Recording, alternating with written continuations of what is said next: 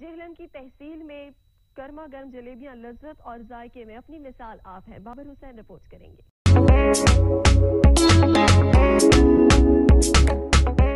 مل مل کے کپڑے میں میدا ڈال کر گرم گھی میں بل کھاتی جلیبیاں جب شیرے میں ڈالی جاتی ہیں، میٹھی اور خستہ جلیبیاں خوب مزہ دیتی ہیں۔ اگر آپ کو جی ٹی روڈ پر سفر کرنے کا اتفاق ہو تو جہلم سے راولپنڈی کی جانب جاتے ہوئے راستے میں سوہاوا ڈمیلی موڑ کی جلیبیاں کھانا مت بھولیے گا، کیونکہ یہاں کی جلیبیوں کو کھانے کے لیے لوگ دور دراز سے آتے ہیں اور جہلم کی سوغات کو پیک کروا کر ساتھ بھی لے جاتے ہیں۔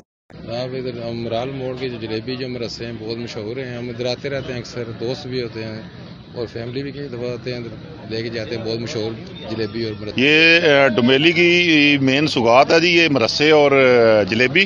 اور میں جب بھی یہاں سے گزرتا ہوں، اسلام آباد آنا جانا لگا رہتا ہے، اسلام آباد میں رہتا ہوں اور گاؤں منڈی والدین میں ہے رسول، تو یہ یہاں سے جب اسلام آباد جاتے ہیں لے کے جاتا ہوں۔